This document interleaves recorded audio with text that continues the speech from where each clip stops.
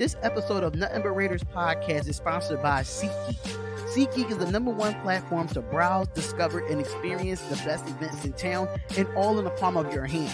From heart-pounding concerts that can make you dance to nail-biting sports games that can keep you on the edge of your seat, SeatGeek has it all. From exclusive deals and personalized recommendations tailored just for you. Use our promo code SRT and get $20 off your first purchase. So join the movement. SeatGeek. Get up, get out, and get tickets. This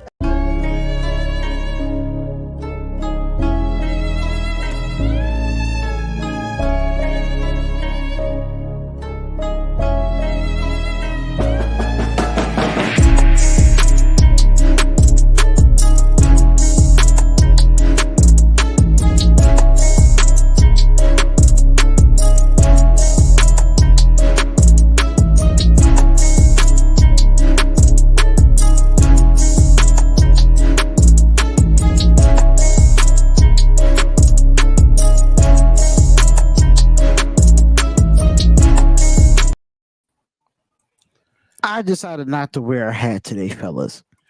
I decided not to wear a hat today. Oh, that means Darian on demon time today. Oh yeah, I'm on demon time. I'm on demon time today, ladies and gentlemen. Yes, I am. I'm trying to fix this. I don't know what these layouts be doing, man. I be editing them and doing all the extra. Okay, so here we go. Yeah, I'm on. I would put the coach's hat on, but I would think I'm gonna wait until we watch that all 22 film that I'm going to share on this screen in a little bit. But we back with episode 35 of Nothing But Raiders podcast, and we have a special guest that be on the Nothing But Raiders podcast on Friday nights, 8 p.m. Eastern Standard Time for the Commitment to Excellence podcast. I have my guy Willie in the building. What is going on, my guy? You finally on here with Protect the Shield and Cheeto Liners. What is up, man? Yo, what's good, up, man? What's good? Thank you for having me on, bro. finally able to have you on with the rest of the guys. I know that they see us do the Commitment to Exit podcast on Fridays, and I know Chris be doing his fan talk Fridays. That's definitely right after we do our show, and we're just all over the place. We just all over the place. We just be rocking out, man. I love it. Strong network, man. Nice meeting you, though, boss. Yes, sir. Sure. Yes, sir. Raider fans are the illest. We are, but Chris, I got a question for you, bro. Did you buy that ticket yet? Huh? Did you buy that ticket yet? Oh, Miami? No. Did you buy the Josh McDaniels ticket yet? I bought it, but I ain't getting on the train yet. You know what I'm saying? But I did buy it. You know what I'm saying? I ain't got on the train yet. I'm still holding out to see, man. But the ticket is bought. Okay. The ticket is bought. I wanted to get that out the way because we know that you're a bit advocate for Josh McDaniels, and I am. I wanted to get your opinions on the whole situation of this game that happened Sunday night. Y'all know I did a lot of play-by-play reactions. Y'all know how I went with that. I went crazy on that play-by-play reactions. I went crazy, but I would like to hear y'all thoughts about it. Whoever want to go first, I want to hear y'all thoughts on how y'all felt. Matter of fact, no. Linus, you was there in the building, bro. You were there in the building. You was there the whole weekend with Oos Nation. Shout out to Oos Nation. So I would love to hear from you real quick, but I want to give a shout out to everybody that's in the chat so far. To T Sweezy, Anthony Estrada, Real Men Are Raiders, Charles Washington, MC Raider, Malik Milka Beezy. What's going on, my guy? What's going on, y'all? Thank y'all for tuning in. But Cheeto Linus, let us know the experience and how you felt the whole weekend with the Las Vegas Raiders in the home opener. Let us know about that, man. Man, brother, I'll just say this. Shout out to Station because it started off fucking awesome on Friday. Kicking it out to Orleans to the lounge, meeting all the Raider content creators. Just to see other people out there, it was cool, you know. Saturday night, kicking it with Raider Nation Wrecking Crew and the Oos Nation at the club. They were singing their songs. They had Big Mountain out there. We was having a good time, bro. The parking lot was popping. I saw more tailgates this time, more people popping up, which was cool because normally a lot of people in Vegas just go to the game. They don't come out for the tailgate. So it was cool to see that many people out there. And then we walk into the stadium. Then it all changed. You know what? It did. I'm not even Then gonna the lie. shit got real. It didn't change. It didn't change. I need to go get my Raiders hat because now all Yeah. three of y'all have a Raiders hat on. I feel so. Cheeto Linus, keep talking. I'm gonna go get my Raiders hat real quick. It didn't change. I knew he wasn't gonna stay on Demon Time. I knew it. Yeah. But I will say this, bro. Like seeing the way our offense runs was fucking crazy to me in person because you see how slow it is. The tempo's not there. The urgency ain't there. And I think that's what pissed me off the most because we came out and the defense was doing their thing in the beginning, and that got me so fucking excited, especially being there with a bunch of Steeler fans, bro. I'm not gonna lie. I know in my video I said it was 50-50. It was 50-50, like where I was sitting. I told y'all a month ago what that Steeler game was gonna look like. I told y'all. We were loud just as they were. The problem was we didn't have shit to be loud about, if that makes sense. They had more shit to be loud about, which is why I was so pissed off that motherfucker went for the field goal on that last fourth down. Because I'm telling you, we had the fucking momentum. The whole stadium can feel that shit. The Steeler fans were like, oh shit, here they fucking go. They're going to blow this shit. And then fucking, even after that first fourth down, where they got the penalty, remember, and we got another chance. They're like, oh, now they're really going to fucking tie this game. And we're going to go to overtime and lose. And me and my homie were like, fuck yeah, we are. And then we get to fourth down, and this motherfucker kicks a field goal. Like, the energy went like, you're kidding me, bro. Like, at that point, we had nothing other choice but to, like, get loud for the defense. Hopefully, they would stop them. But, man, it was just wild, like, to see a lot of the decisions that were made in that game, because it wasn't just that one, you know? It wasn't just that one. To see the misplays, see Marcus Peters drop a clear pick six interception, that would have given us another fucking reason to yell and get that stadium going. But it's like every time we had a chance to, we didn't. There was either a dumbass penalty or something stupid, and it was just like, man, they didn't give us a chance to get into that game with them for real. Not until the very end, you know? Not until the very end where we thought we were coming back, and then once they kicked that field goal, we were all like, man, that's it. Like, they ain't gonna do it. And it was cool, though. But I'll say this, though. As much as shit's going on right now on the internet about the Raiders and the fans and shit like that, like, I will still fucking go support my fucking team. I did it in Oakland when we were fucking 2-3 win team, and I will do it. I will do it even here, you know, because that's just what I do. I don't care. I'll get together with people, find cheaper ways to do it. You know, there's always a way. I was always support my team, but was I fucking mad after that?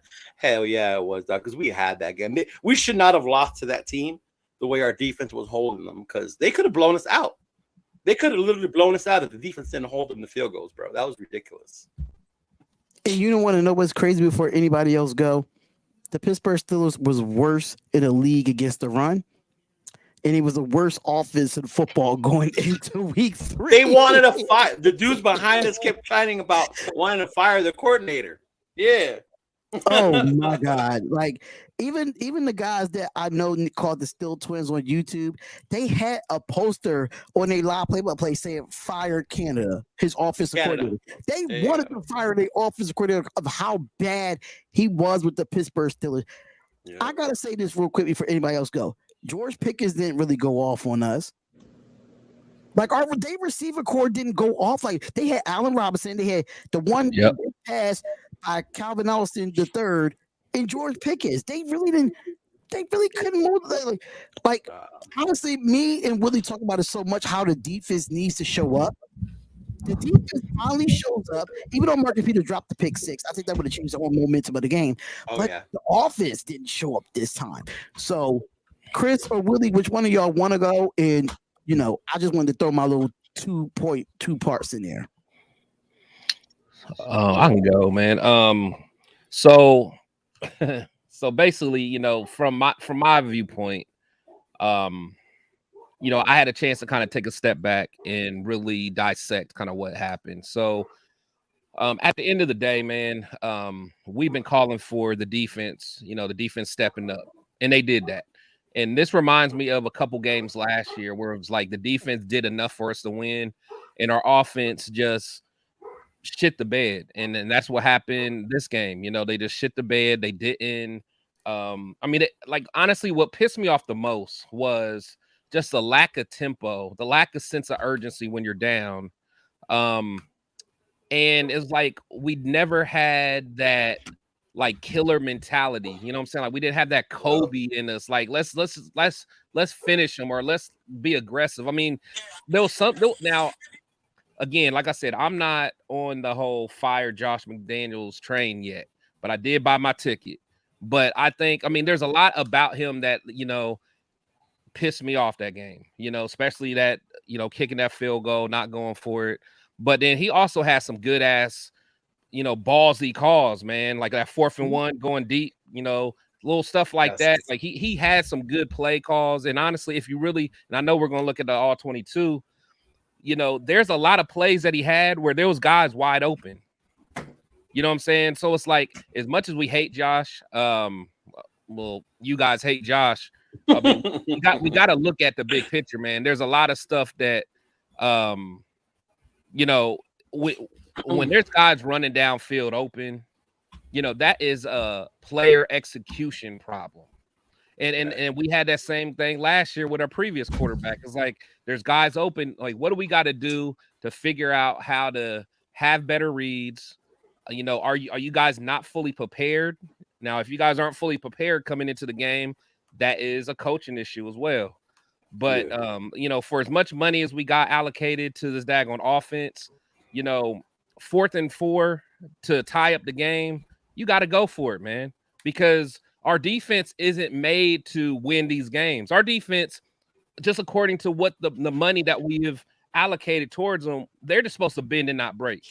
You know what I'm saying? Like, you know, we don't have the defense that's going to get pick sixes and take them to the crib and all that stuff. But we got to put this team on our offense's back and do it. And he had the chance to make a statement in that 4th quarter, and he didn't do it.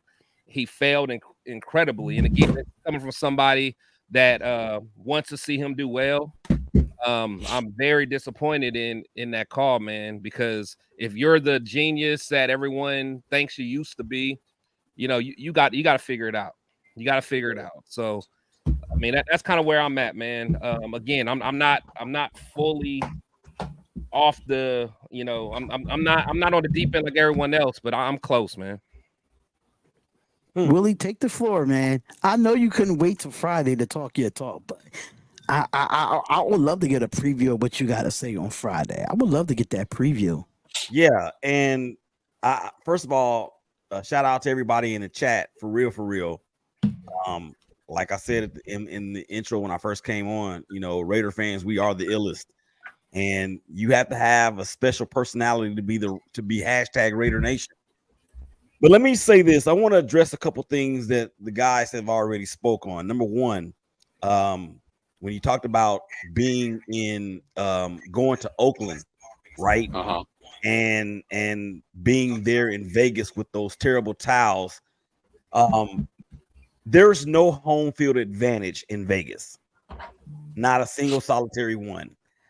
And the fact is that it doesn't matter how bad our team has been when we were in Oakland, you would not have seen that type of ratio of Steeler fans to Raider fans if this game was played in the town. I can guarantee. Steeler fans, yes, they travel. Steeler fans did. I've seen them do that in Oakland. But I understand that, but not to this degree. Not to this degree. No, I agree there. Yeah, not to this degree, because it's Vegas, and not so much because of our team, because it's Vegas, and these teams don't play in Vegas all that often. This is the first time the Steelers have been there. You know, New Orleans was there in the 2020 season. So when these teams travel like this, and they don't normally play the Raiders, whether we were in Oakland or LA or now in Vegas, since it's Vegas, guess what? They're gonna saddle up and they're gonna ride out there for real. And then the second thing is Josh McFraud. I was never a fan of his as the hire. Never. What did he? What? Besides from being a coordinator and the fact that he had arguably the greatest quarterback that we've ever seen at the position, the most important position on probably in sports. What about that dude showed us that he was ready for this position? We saw what happened in Denver. We've seen offensive coordinators that are the elite, if you will, come into a situation like this and just fall flat on their faces. And if this were a more well put together organization from a standpoint of personnel and theater as well as culture, then it might have been a little bit of a better fit. But Josh McDaniels coming in off of really what he did in New England after the failures in Denver, I was never a fan of the hire. And then the third thing is this. You know, we're gonna talk about this on Friday because I got another special segment for us on Friday. And the call to not go for the touchdown or try to get the first down on fourth and whatever it was one of the worst calls of the weekend. I mean, it was really one of the worst calls of the weekend. How in the world? Now, I'll give it up. The defense played reasonably well, right? Marcus Peters, dude, you got to make that catch. That's the thing that you talked about yourself about when you were in Kansas City, about how you played like trash and got beat like a bass drum that day. I forgot what game it was. But to make that call or to not go for it after you kick the field goal, right? And then we get the flag for leverage. That was the same drive, wasn't it? Yeah, so think about it. You get the free 15 yards. You get closer to where you need to be, but time has come off the clock during that span. So are you really saying to Patrick Graham, who I absolutely cannot stand too, you're really saying to Patrick Graham, I'm going to trust you in this defense to get one stop against this team? They showed us what they did. They showed what they did last year to us in Pittsburgh. So it was a head scratcher all the way around. And again, it's the narcotic that is the Oakland / Los Angeles / Las Vegas Raiders that has us in this tiff like this. Everybody got what they needed to say because we forgot one person though. We forgot one person. Who? Motherfucking Jimmy G. I don't give a fuck if this game was on the road. But his interceptions were fucking stupid. The whole game he was playing with fire, bro. And my homie was saying it. Watch, they're gonna pick it off. And if you watch my reaction Monday,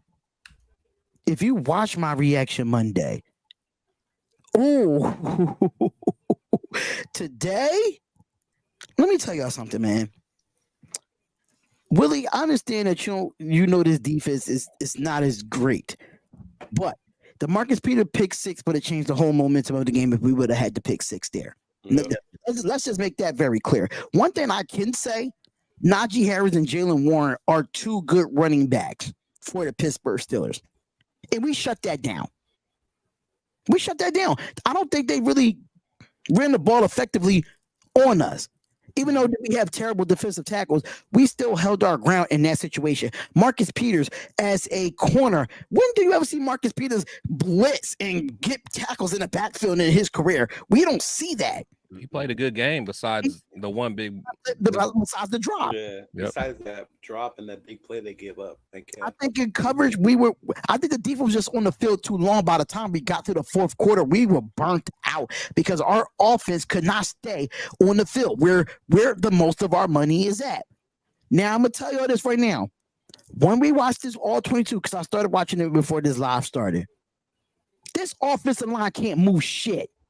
Mm-hmm. They move nothing. Oh, they got killed. They got from a run block standpoint. You're right. Yeah, you're right. Mm-hmm. Even a pass blocking standpoint. I'm not mad at their pass blocking. Honestly, they let Watt in by himself one time, bro.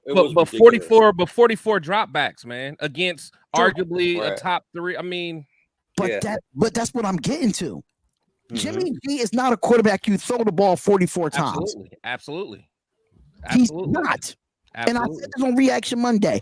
We ran the ball only 19 times, and then when we did start to get a running game, we was in up tempo.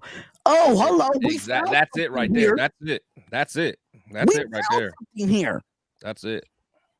And why you just couldn't keep going with the up tempo? Me personally, the whole fourth quarter should have been up tempo. For real, it should have been. They were hella slow the whole fourth quarter. That pissed me off, man. From the fourth quarter on. Yeah.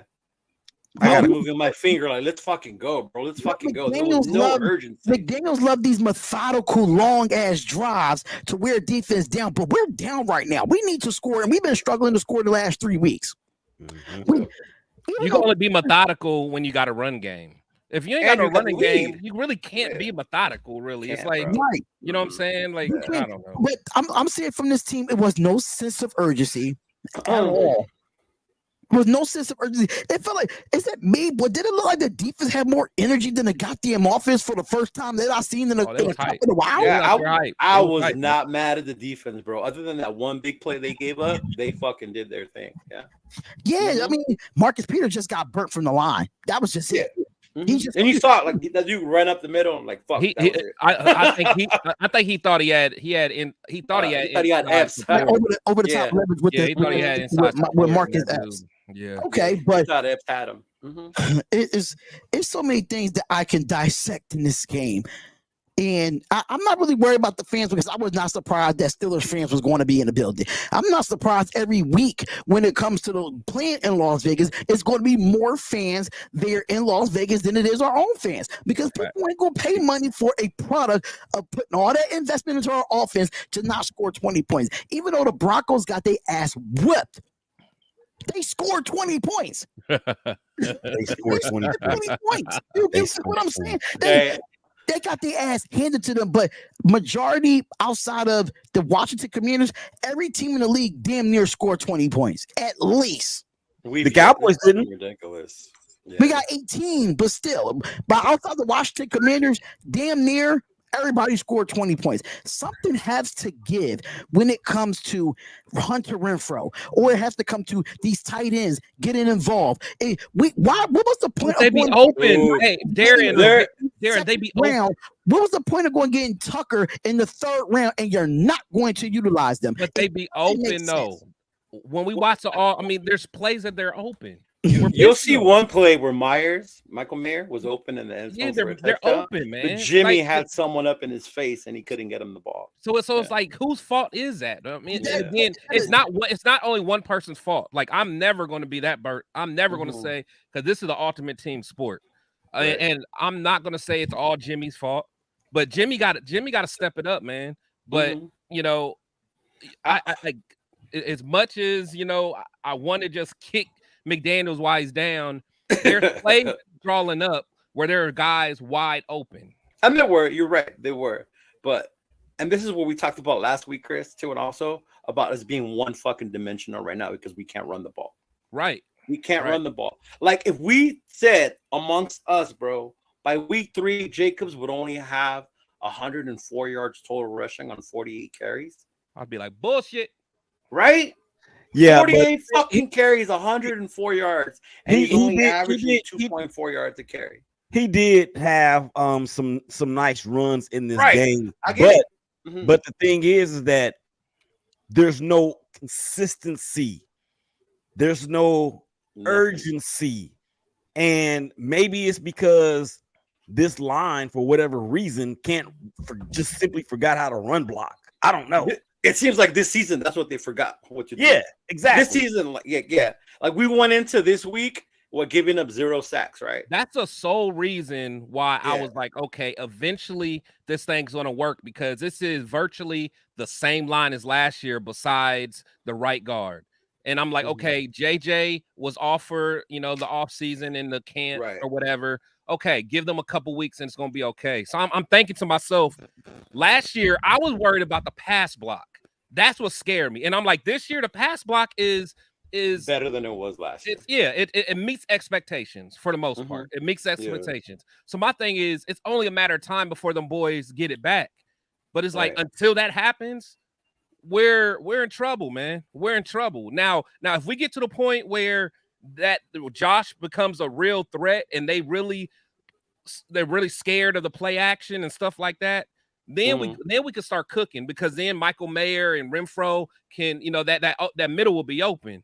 Right. But it's so many different layers to that onion you got to peel back, because can Jimmy find the right guy? Like, that's the reason I was excited, because when we first got Jimmy, I wasn't too hype about it. You know what I'm saying? Like, it didn't excite me. Like, I was one of the guys who was like, fuck it, give Stiddy another chance. Right. We talked about that shit. That was me. Like, dead ass. I was with you on that one. Yeah, you know what I'm saying? And I'm just like, but then everyone kept telling me, oh, well, Jimmy's efficient. Jimmy's not going to turn the ball over. He's good. He can manage it. And that's exactly what Jimmy's not doing. Like, you know what I'm saying? So much like, pressure in his face. But my thing is, take the sack and live another day. Right. Yeah, he threw that second interception that he threw. For what? Yeah. Reminded me of the same one that he threw against Dallas in the divisional round. It was it the divisional, or was it the wild card round? It was the divisional round. In what, 2021, I think it was. It looked exactly the same. And I don't want to pounce on Jimmy G, because I wasn't a fan of that either. We all know the reason why he's in Vegas. Right. I mean, let's not sleep on that.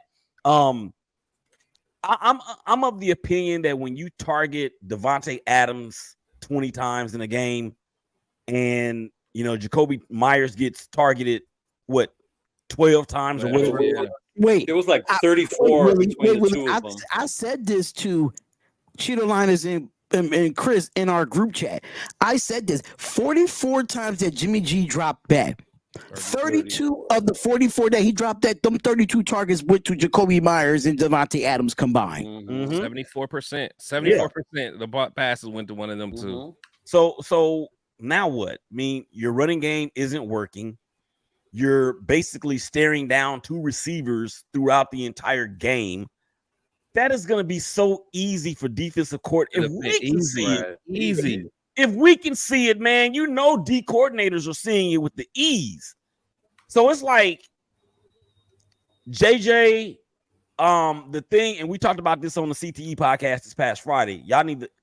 Can we get these guys on the CTE podcast, D? Yeah, we could probably get them on, because I know Chris do his fan talk Friday at 10 o'clock. So okay, we can get them on for the CTE podcast. Absolutely. We'll work that out. And this is what we talked about. This is what we talked about.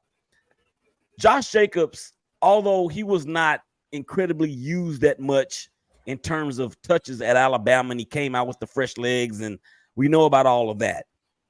Josh Jacobs is not a speedster. He can run between the tackles. He can break away from you. But he's not going to be that guy that's just going to be an automatic home run threat when you see him get the ball.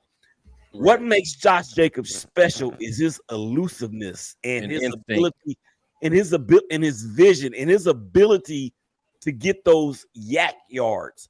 So for Josh, the type of runner that he is, he doesn't have to have A1 blocking to do what Josh Jacobs does, because of the elusiveness that he has shown us over the last couple years. But when you miss the entire offseason, it's going to take you some time to get that back. And he even said it himself. I stayed in shape, but you can't replicate getting hit.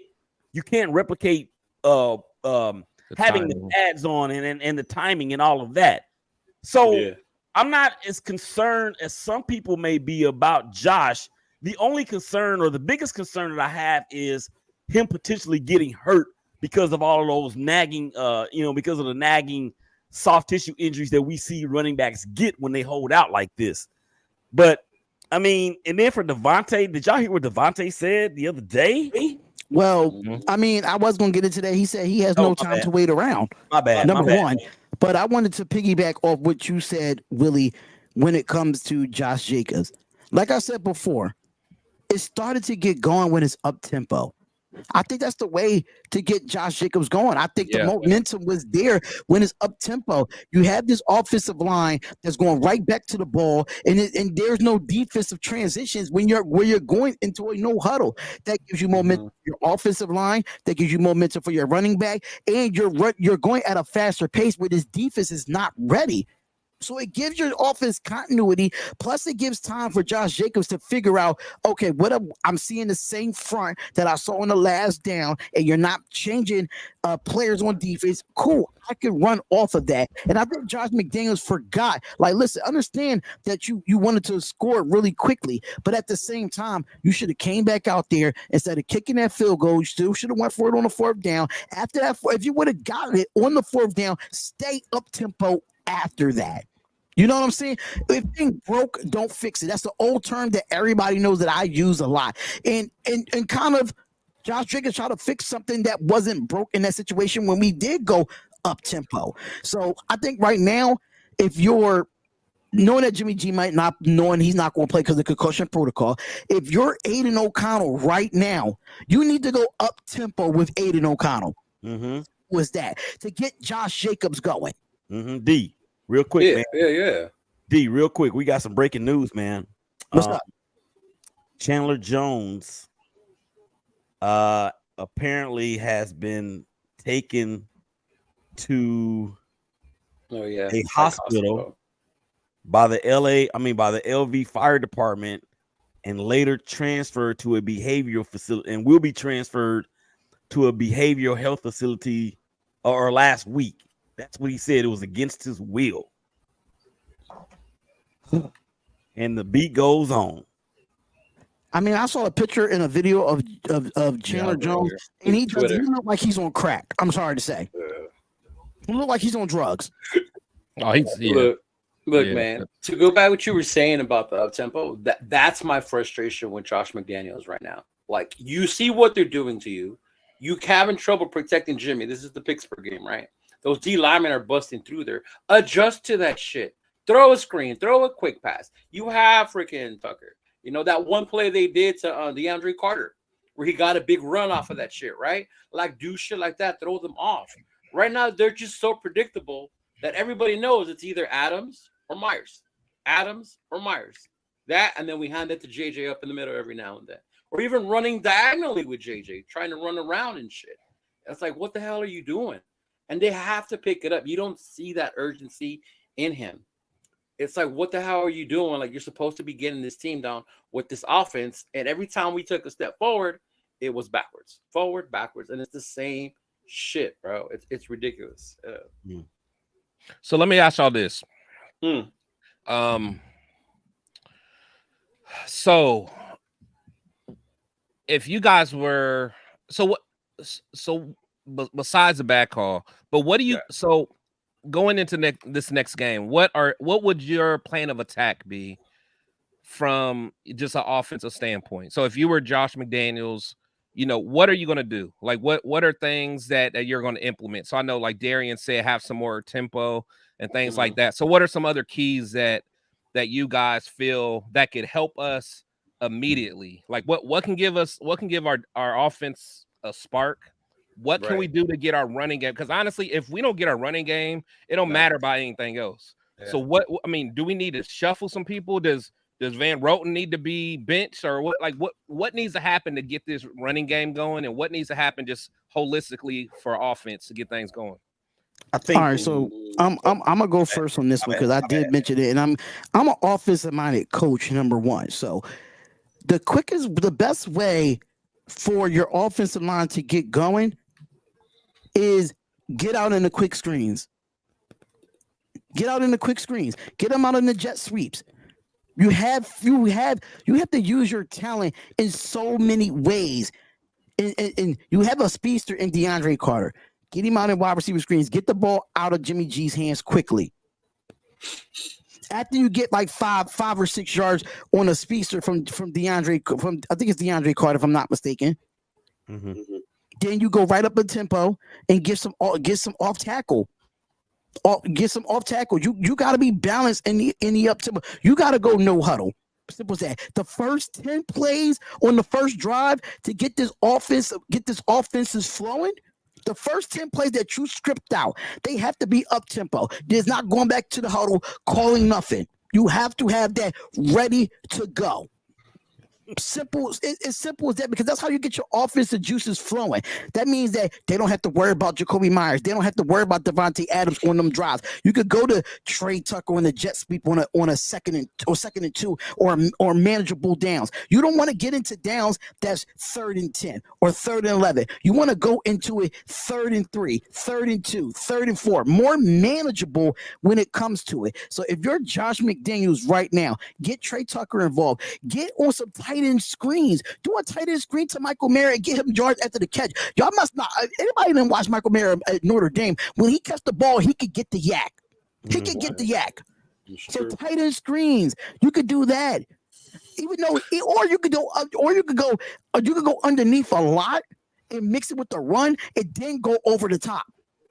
And make them commit to being underneath, and then you go over the top. Even though that Jimmy G has the noodle arm, I mean, he did throw a nice little deep to Devontae Adams in Sunday night. But you got to get the juices flowing when it's up tempo. It gets the defense tired. It makes them force them to call timeouts. It's so many ways to dissect a defense.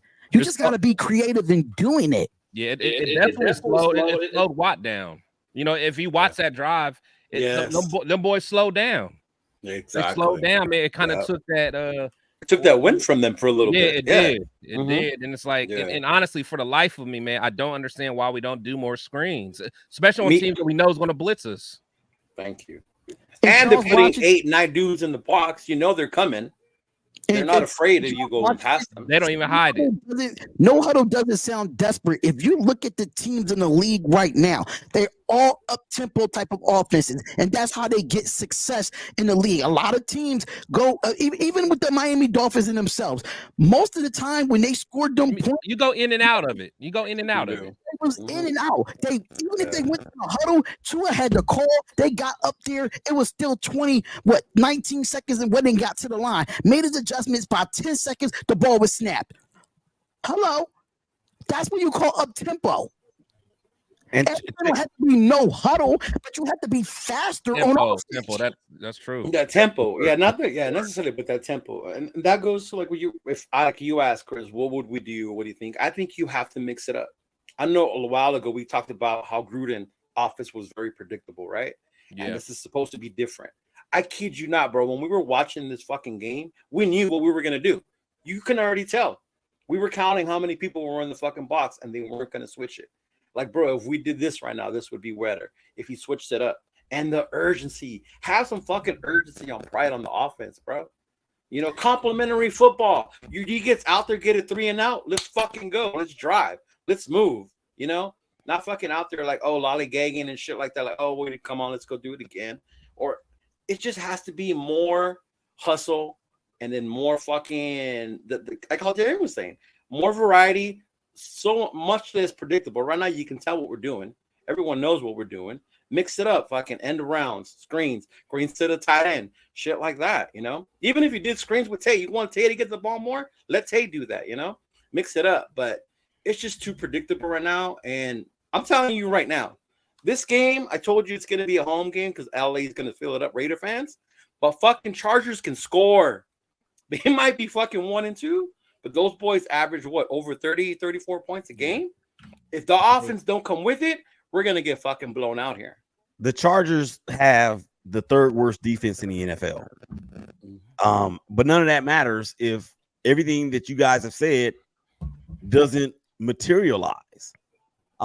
It's an opportunity, in my opinion, for the Raiders to take advantage of what seems to be some obvious mismatch or matchup issues because of their inability to really get off the field. Now, D, I got to tell you this because you said something in the very first show that we did this year.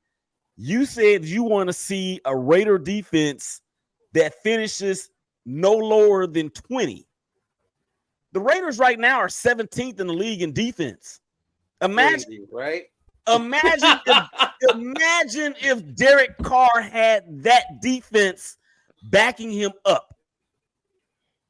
Yeah, so you lost me there, but I get what you're saying. Mm-hmm. Now, I don't want to get into the Derek Carr thing. I really don't.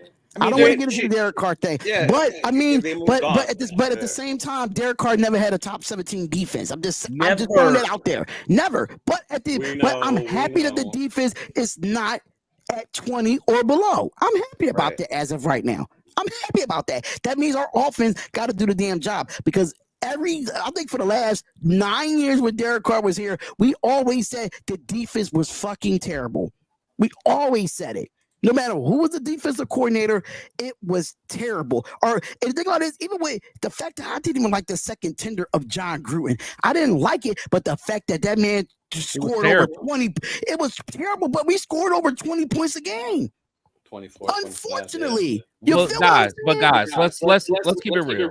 Let's keep it real. So we're struggling this year on offense. Last year, our offense was better than that playoff year that everyone loves to put on a pedestal. So let's talk about my team like that, Chris. Yeah, I'm just saying, let's keep it real. That 2021 team that you guys love. Last year we scored more points than them than that team, and we also gave up less points than them. So let's keep that clear. Gruden was not doing good. I don't know why all this talk about how much Gruden, how we would be doing so much better under Gruden. I don't think that's the case. I'm not saying that we will. That wasn't the case. I'm just saying that even though I hated the second tender of John Gruden, I didn't want him there. But the fact that he was coaching and we was able to score more than 20 points a game with his regime, even though that we did struggle under him, that's a problem. The fact that we can't even get the 20 points with Josh McDaniels. But do you guys think that? But okay, so I guess the question is: do you guys think that this is going to be the common theme all year, or do you think this is just we're just struggling to get going? Because me personally, I don't think this is where we're going to continue being. At some point, our running game is going to pick up, and then that's going to open up everything else. So I really don't think where we are now is what our offense is. But I could be wrong. I'm just curious what you guys think. I would fucking hope not. I fucking hope this is not where our offense is. I think it does start off slow. It took forever to get going on Sunday. The week before against Buffalo was the opposite. It started off good, that one drive, and then it fucking disappeared.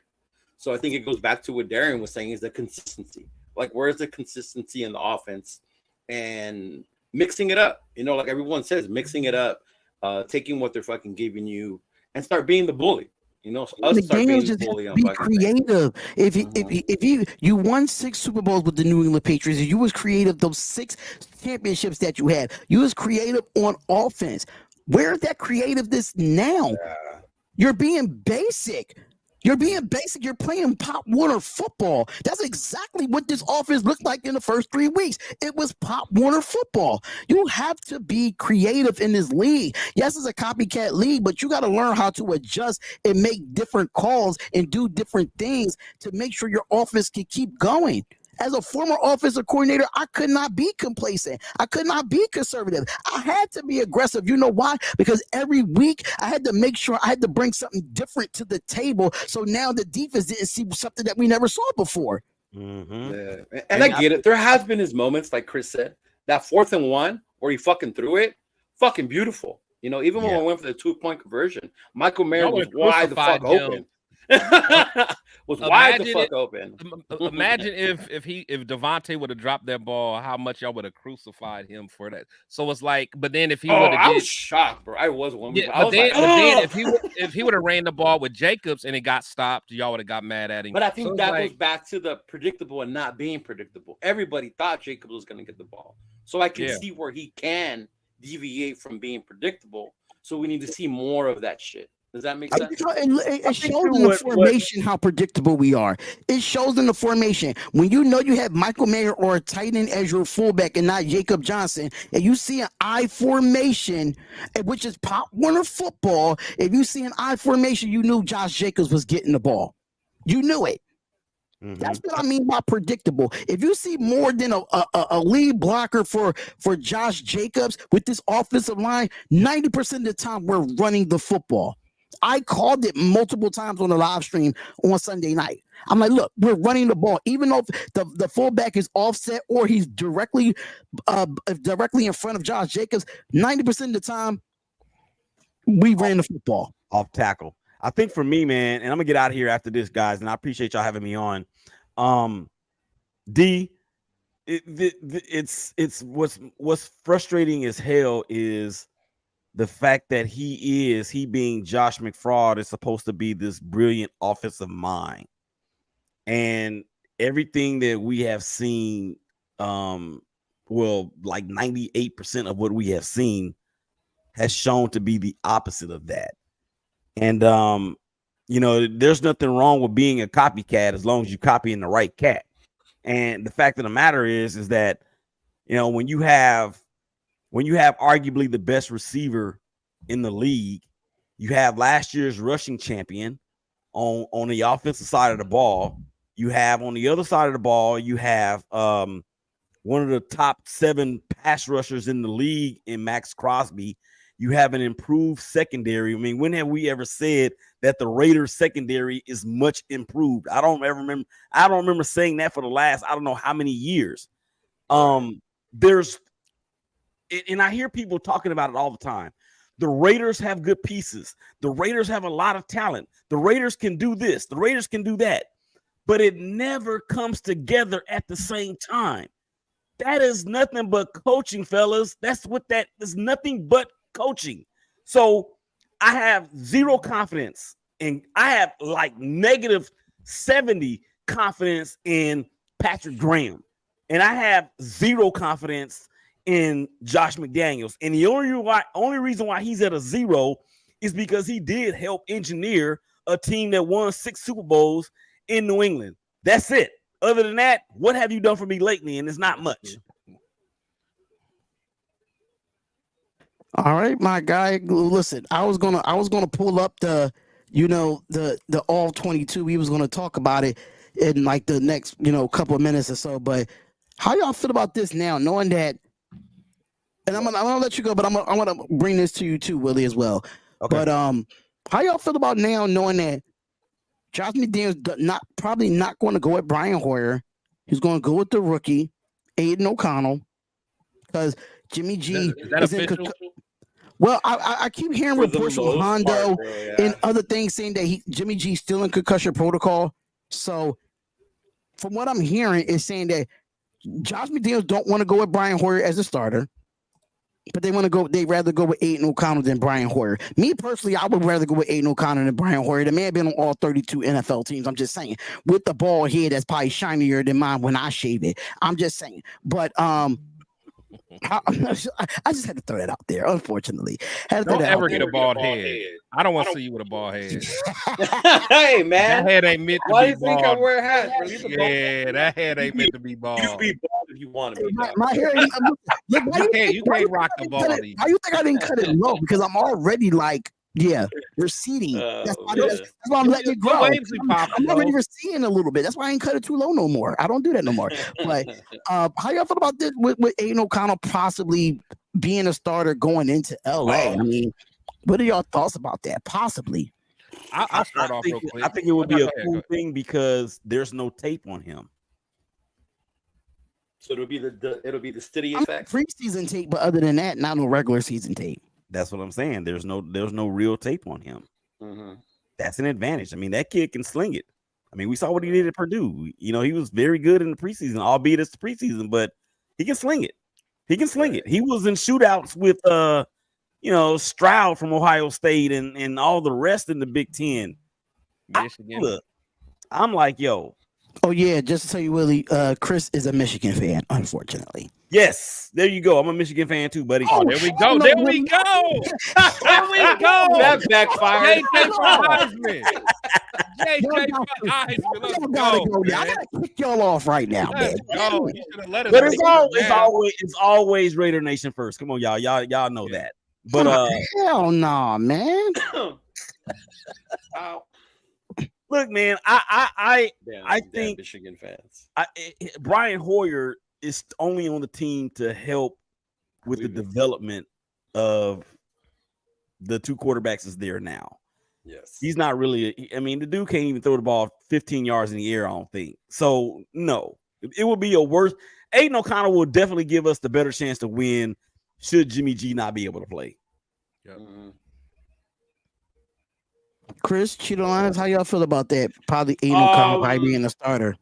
You know what? Given that I don't think anybody's cleared concussion protocol this week after the first week, Jimmy's not going to play more than likely.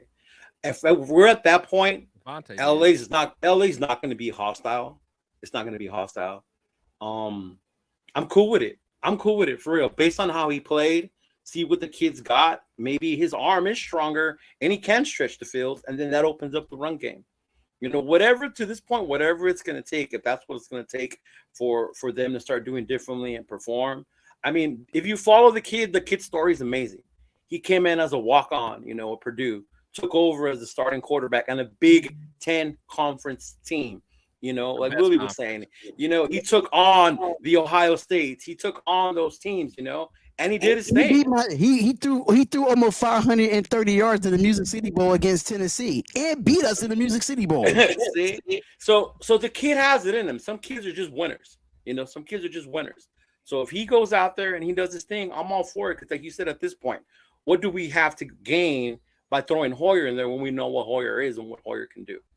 You know, so let's just throw the kid in there and see what happens. All right, bro. I know you gotta go, man. But thank you for coming on, man. I really do appreciate you taking the time in the last minute to hop on here and talk about it. But we do have a Commitment to Excellence podcast on Friday, 8 p.m. Eastern Standard Time. Hopefully, we can have the fellas on and we could talk more about this. But Willie, I appreciate you coming on last minute, bro. I really do. Hey, man, no problem. You know I got you, bro. Hey, Chris, and coming through, bro. Yes, sir, Chris and Cheeto. Hey, man. Y'all keep doing your thing, man. Y'all are very impressive, man. Keep it up. Yeah, you too, man. I appreciate it. We'll wrap some more, man, especially about Michigan. Now I got another soldier with me. I got another soldier with me. All day long, baby. All day long, man. Y'all be good, man. I got to get out of here. Take care, boss. All right, peace, Raider. What's up, man? If he's on, that's the sister-in-law and all, but it's about that time, y'all. It is about that time. And I'm about to pull it up. Before we start breaking down this film. Okay. So just my thoughts on O'Connell. So I definitely so I agree with you guys. He definitely needs to play. But I am a little hesitant though, because I don't want no situation where is Mac and Bosa are they still? I haven't watched the Chargers at all. Are they healthy? Are they playing? Because usually they're playing, but they're a little banged up. A factor in the 3 games. They have not been a factor. But that don't mean they ain't gonna be a factor against us. Nobody's a factor until they play us. You know what I'm saying? But true, right? We made the Steel Curtain come back to life. Shout out to Ron Jeremy in the comments. Right when I said break down some film, he comes up. Shout out to Ron Jeremy. Yeah, that's funny. But anyway, no, the Charger defense. Go back to what you were saying. I do watch them because they're here or whatever. They haven't been what they were supposed to be, like they do every fucking year. The scary thing with the Chargers is that fucking quarterback and that offense. The thing that's saving us, is Mike Williams got hurt. Right. Yeah. So now it's going to be Keenan Allen, and I believe they're going to throw the rookie in there because they got Palmer also.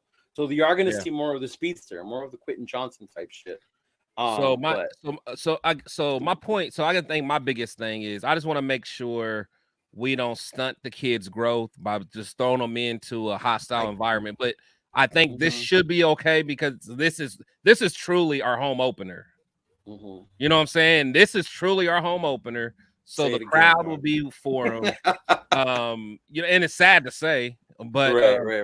I just want the kid to be in a situation where we could potentially get a run game going. Because I don't want him to come out there and throw 3 picks, and then you know how our fans are, man. They'll start turning on them. I want it to be a safe environment. There's no safe environments in NFL, but I just don't want to tank the kid yet, man. Living in Ohio, seeing what the Browns do to quarterbacks every year. Yeah. Like, let's wait till we get some stuff going. But I remember Buffalo did that to a quarterback one year. They threw him in there. He threw like 7 picks or some shit like that. Oh yeah, we ended up getting him. That was fucking what's his name that Gruden loved. Who? Oh, Who was that? What's the dude that Gruden picked up? Oh my God, yes, backup. that was our backup. Yeah. Of course. Peterman. Yeah, that was Peterman. That was Peterman who threw that shit, man. Yeah, threw five picks in like a quarter or something crazy. Like that. Yeah, and then that's it. That actually ruined his confidence. Yeah, that's what I'm saying. So like, yeah. Mm-hmm. So that's my thing, man. I just want to, like I said, I want AOC to be able to come in and do well, but let's make sure it's the right situation. That's my biggest thing. Gotcha. Let's get to this film, Terry. And I know you're ready. I mean, sometimes you got to throw them into the fire for them to get success. Sometimes you got to do bad to be successful. I mean, look at Peyton Manning in his first year. He threw what? He threw how many interceptions in his first game, and he became the going quarterback to ever do it. Sometimes it has to be like that. I mean, I'm just saying. But Peyton's a AI. He's an AI machine, man. No, he is. He's different, bro. I couldn't stand that dude. If there was one great quarterback I can't stand, Omaha. I can't stand Peyton. Charles Washington, calm down. What'd he say? Sound like Jackie Gleason. Damn, hey, bro. Man. Peter, Get off man. my neck.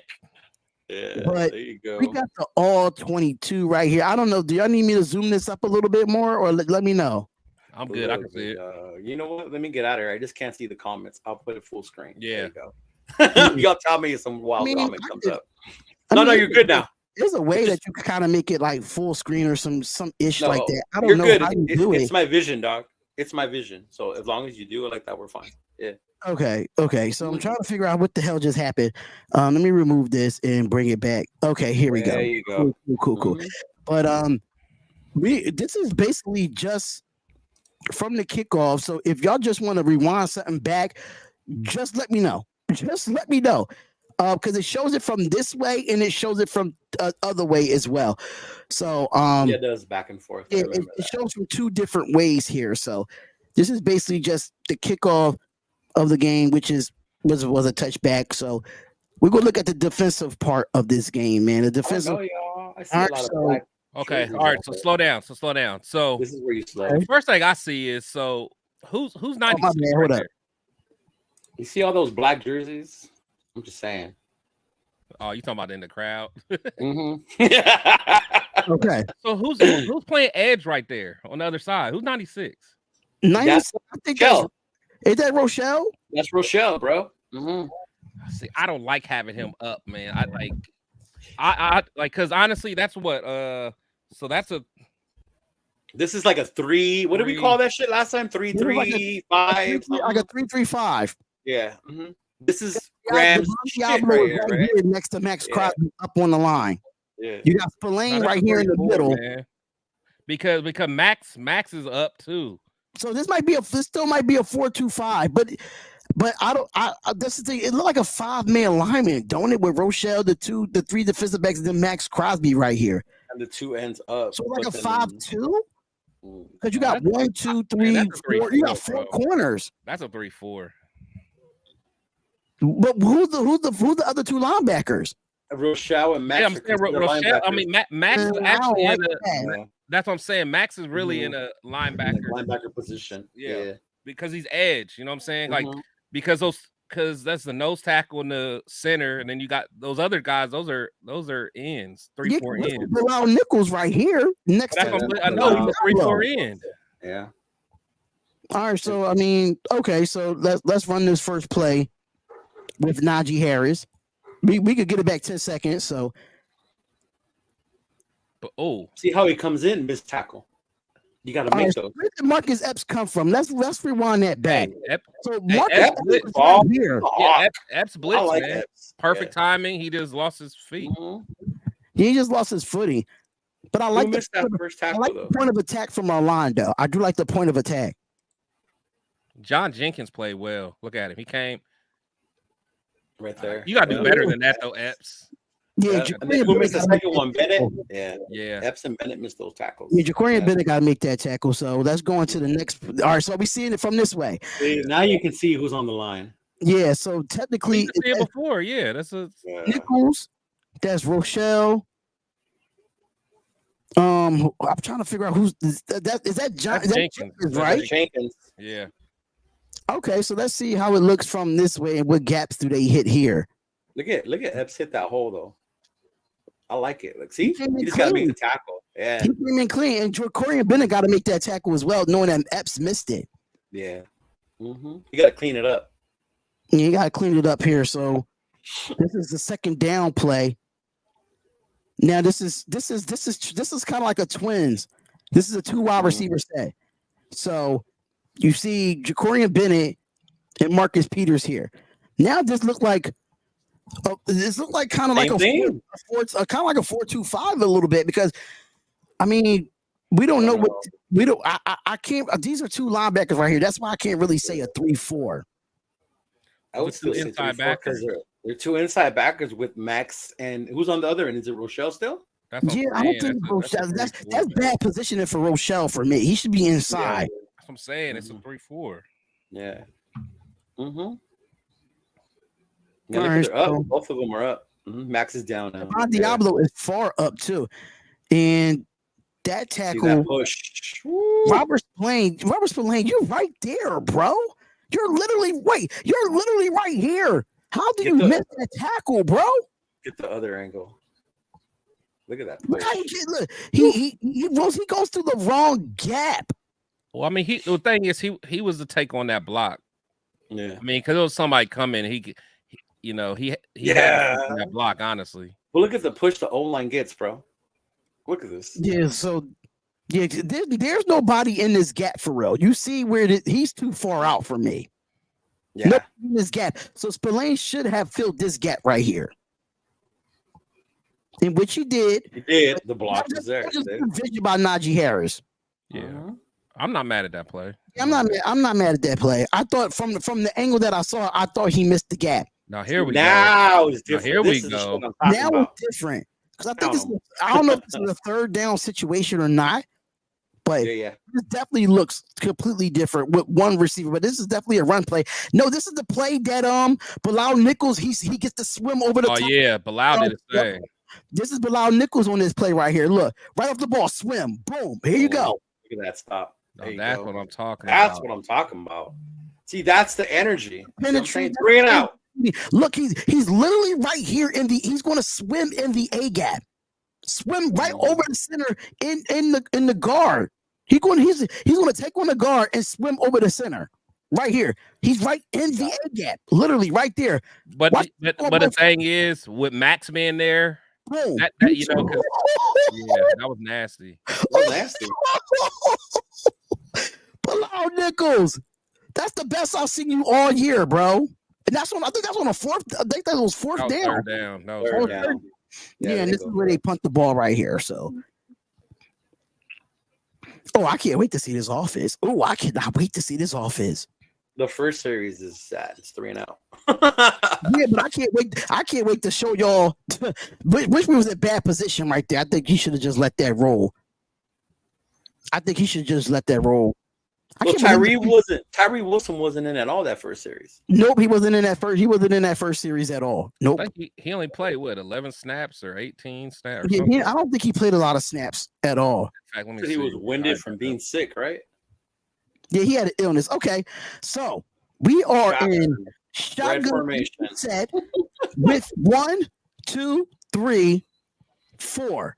Matter of fact, is that Austin Hooper and Michael Mayer right here? So we're in the 3 wide receiver set with 2 tight ends at split. So it's technically a 5 wide receiver set here. Well, I think that's JJ at the bottom. It's an empty. So that is JJ. Okay, JJ, which I love. Like I love that, because we needed more of that. The spread out. Right. Agreed. Okay. Well, let's see what went wrong. But let's see what Jimmy G does here. Because on this play, Myers was kind of open on this play. So let's look at it.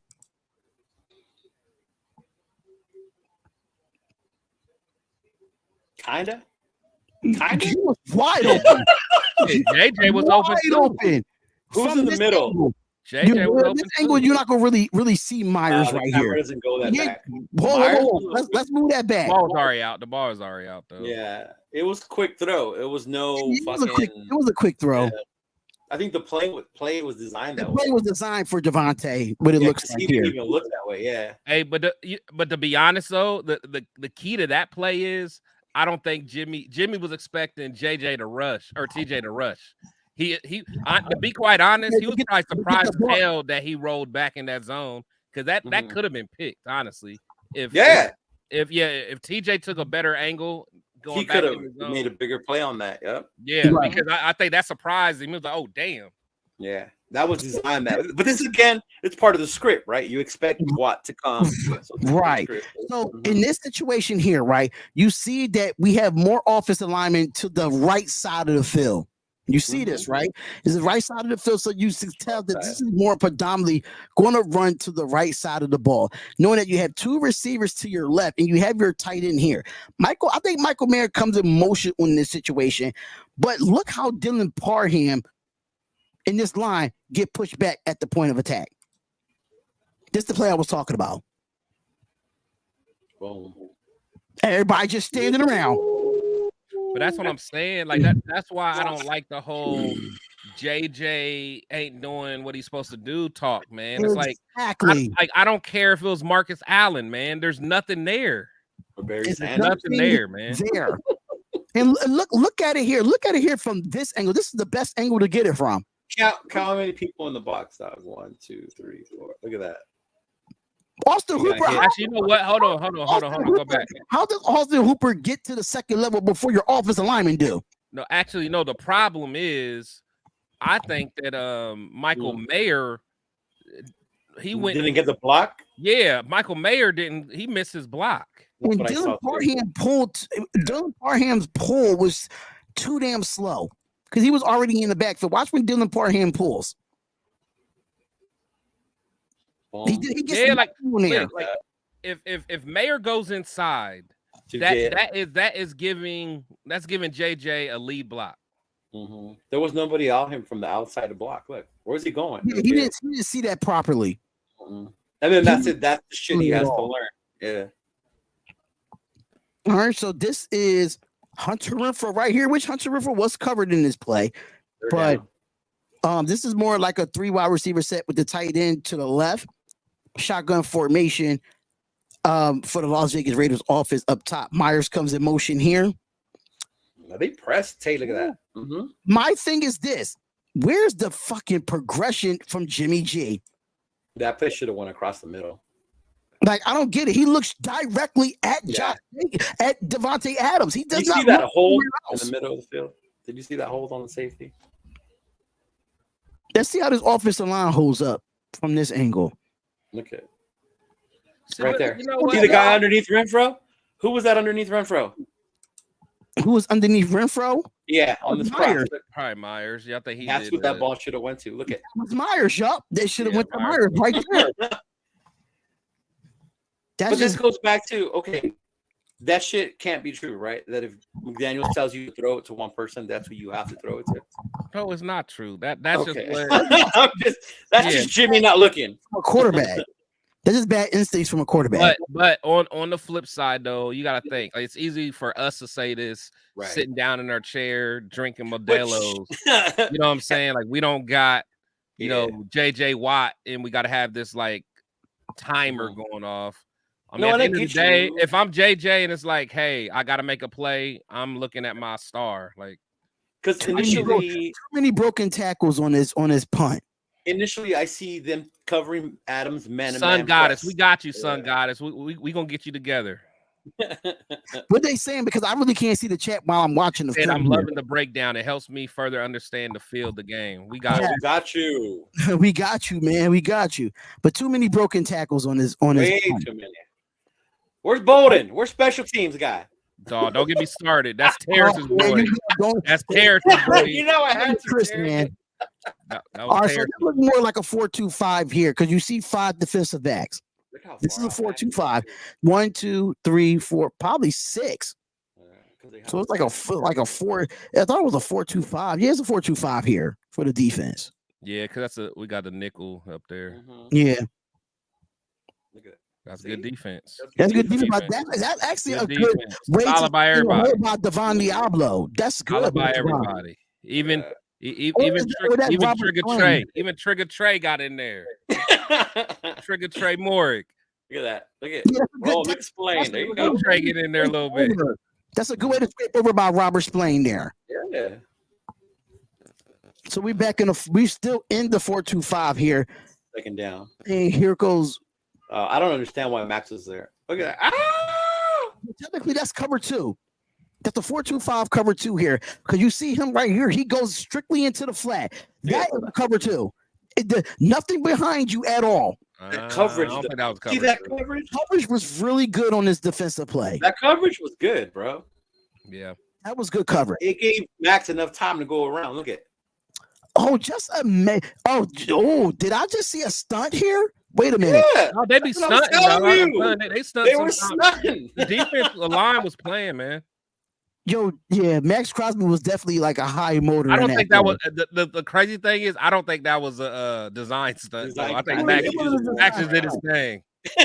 Yeah, Max just did his thing. This is more like a blitz from Robert Splain here. I don't know what formation this is, but it still looks like it probably like a back to that 4-3 is what you're saying. But this corner right here is up on the line, so yes, that's a 4. There's only 2 lines. 5 people came in. Mm-hmm. Get a rush out the pocket. Good D. That's good D. by Nate Hobbs. Good D, right? Yeah. Yeah, that's good D. Nate. My boy Nate Hobbs. And Nate Hobbs came from he was really down at the line too. Mm-hmm. And that was up against George Pickens, if I'm not mistaken, or Allen Robinson. That was on Pickens. Well, that was Calvin Austin. That was Calvin Austin. My bad. And so we get the ball back offensively. Now we get to see some good Raider offense highlights on this drive. I think it's the second drive when we score, if I'm not mistaken. Mm-hmm. Yep. We got to get DeAndre Carter involved when it comes to the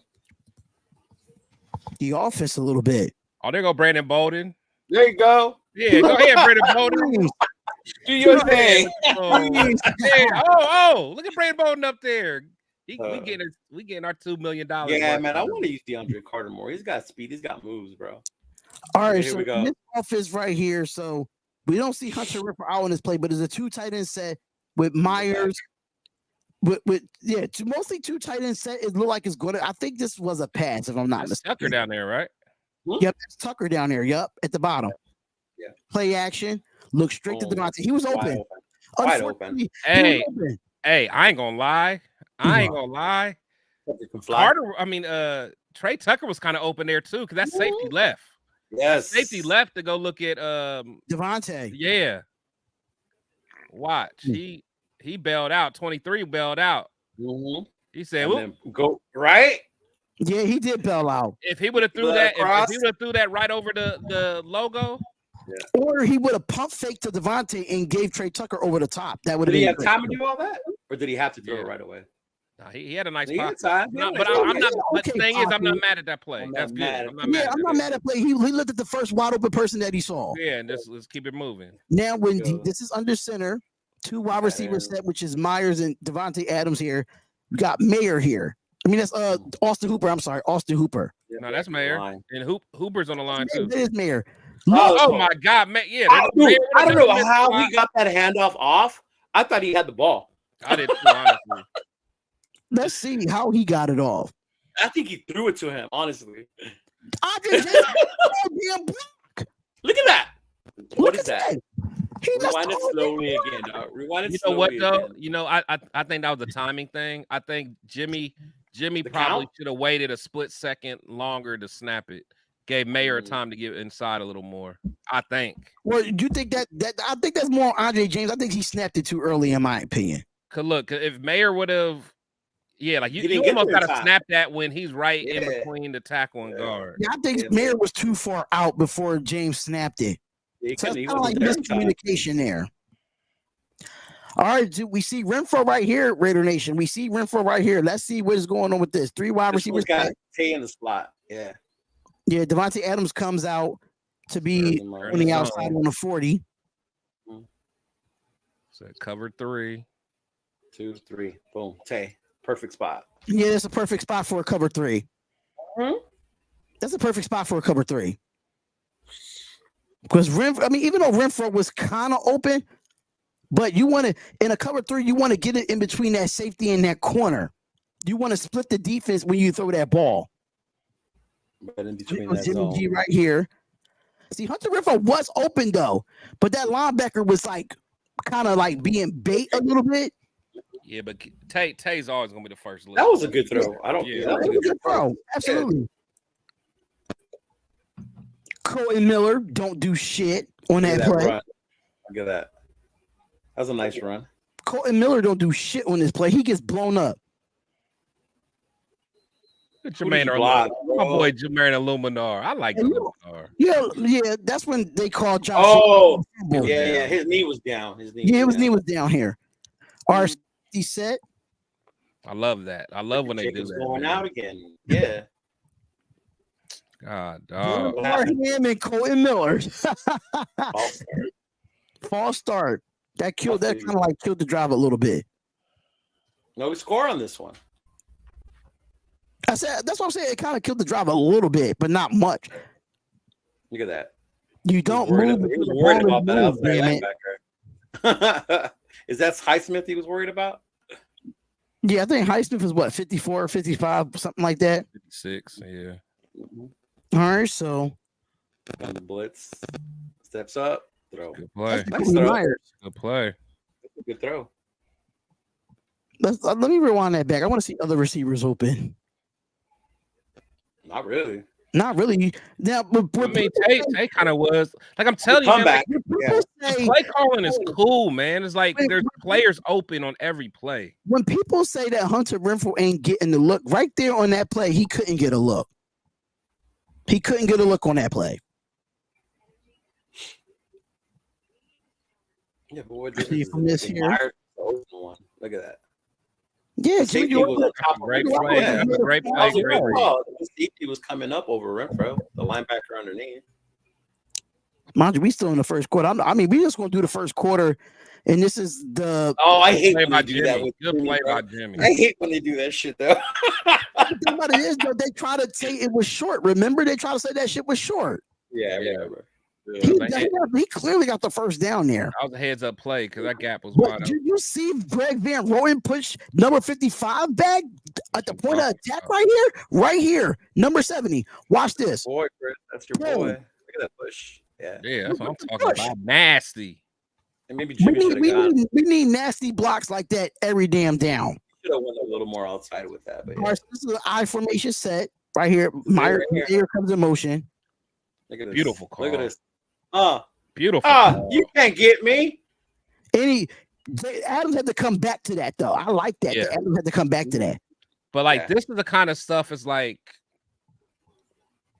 this is why I don't want to get on the train yet, man. Because sometimes it's like because I'm just saying That like was a really good call. Look at everybody. yeah, go it's like to I think the consistency isn't there, but like sometimes it's just like man.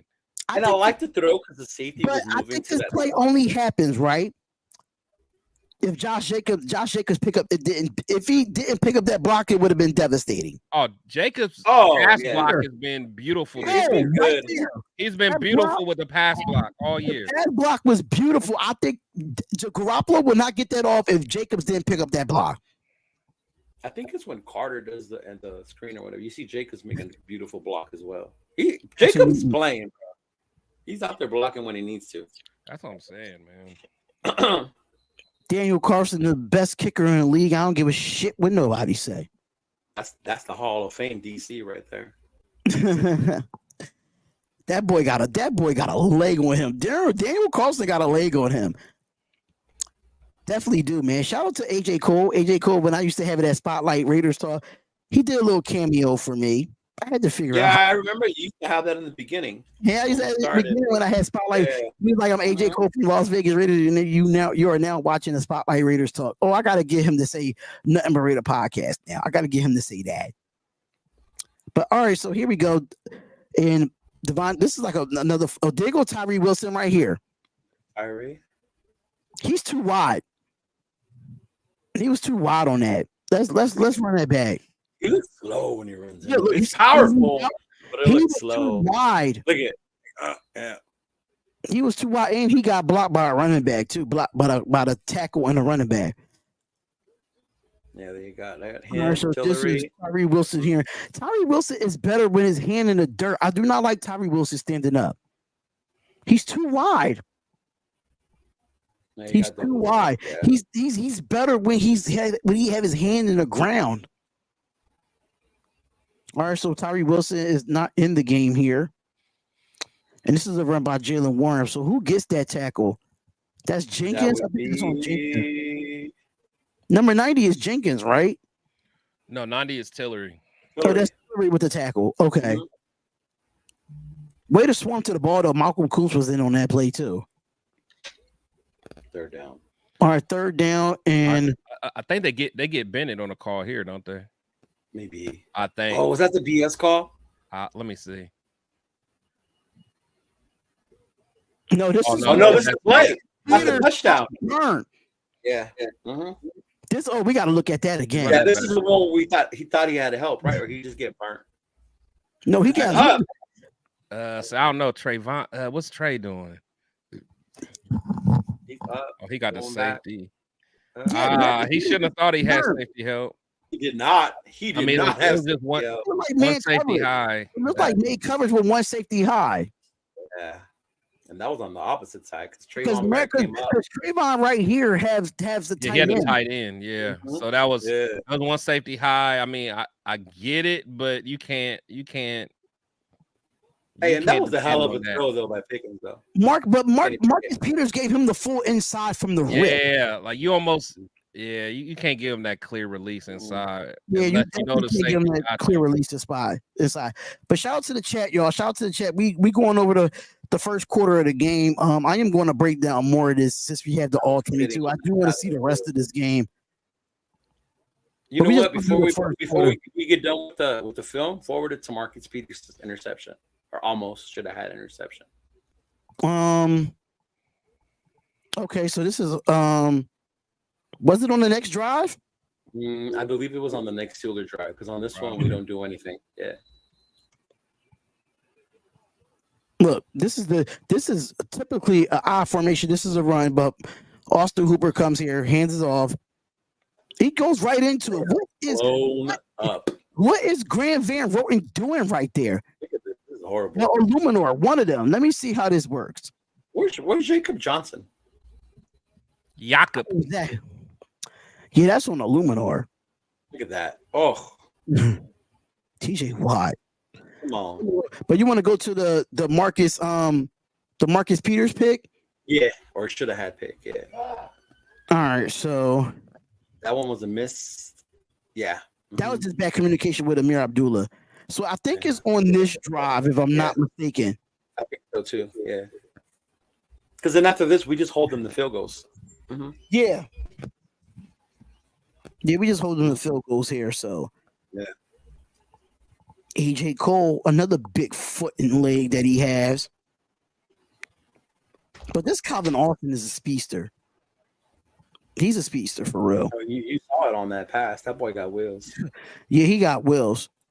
All right, so this is a 4-2. This is a real 4-2-5 right here. Because they even got Masterson in the game. Yeah, Masterson came in. Here it is. Oh my God! Marcus Peters, you got me, Marcus Peters. You look directly at Kenny Pickett the whole time. He knew it. He knew he had it, bro. He knew it. He played it so well. Oh my God, yo, he played it so well. Especially after giving up that big play, if he would have made this one. Look, he went right off his man. And yo, that is a pick six, yo. Nothing but look at that. That is a pick six. This is the view I had actually watching it from the stadium. I was looking at it from this side. Oh my God, bro. He looked right at 83 to come out the flat right here. I don't like. It was nobody to get that pick. Oh, you know how would it change the game for that? Yeah. You don't like Tillery on the edge. You've been saying that. Yeah, I don't like Tillery at end. Like not at a 4-3 end. Mm-hmm. But my God, bro, wild, right? For Marcus Peters, for real, my God. I'm telling you, bro. Oh, I can't wait Quinn B, what up, film, girl? man. I can't wait to do this film, but that's some of the film that we wanted to break down from that first quarter. I know you're going to look at it some more because I know that film is like an hour and like 30 minutes of game film. Yeah, I didn't want to sit here all night breaking that down. But from what y'all saw in that first quarter, like quick thoughts. Well, I mean, I was going into the second quarter as well, but quick thoughts of that quick breakdown of the all 22. I think I go back to what I said in the beginning about the D doing a good job and the offense just not being consistent, from that first quarter, from that first quarter right there. The D did their thing, other than that big play they gave up, that was on Marcus Peters, we knew getting him, that was going to happen occasionally, he's not as fast as he used to be, but yeah. I like what I see the potential in the offense. I don't know. Something's got to click if it's, yeah. Mm-hmm. Chris, what's your thoughts on it? I mean, first quarter is kind of hard to say, is because it really wasn't the meat and potatoes of the game. But, the defense played well besides, giving up that long play. They came out with good energy. I think, until we figure out that run block, man, just that for some reason, we just don't got that dog mentality when we're run blocking. So I don't know. So it's just, one of those timing. Things. We just got to figure it out. Is it timing? Like, what is it? Like, even in that one where they got blown up. I mean, timing, I think, it is part timing. But it's also like, part of run blocking is all about like mano y mano, like just beat the guy in front of you. Because it's not like we're doing a whole bunch of zone concepts. You know what I'm saying? So it's a lot of power. So it's like, you know who you're going to block before the snap happens, and you just got to beat that guy. And it's like, we're not winning those one-on-one matchups. Yeah. Mm-hmm. Yeah, man. Listen, I'm gonna look at more of this film tonight and do a little bit more breakdown of it. And I might just watch it from the phone now instead of being in front of this computer, because I am going to lay down and I got to be up at like 4:30 in the morning on my time. There was more mixed formations than maybe I realized in the first quarter. Right. Even when we see Lucas go out to the outside. Yeah. Mm-hmm. Yeah. Yeah, I mean, I think the first quarter was pretty solid for us. I'm not going to be honest. I think that it was pretty solid for us in that first quarter. But John Rader said he has a question. Who gets fired first, Brandon Stanley or McDaniels week 4? Will Aiden... The loser get fired, bro. or will Justin get McDaniels fired? You know what? So for our hope, I hope it's Staley.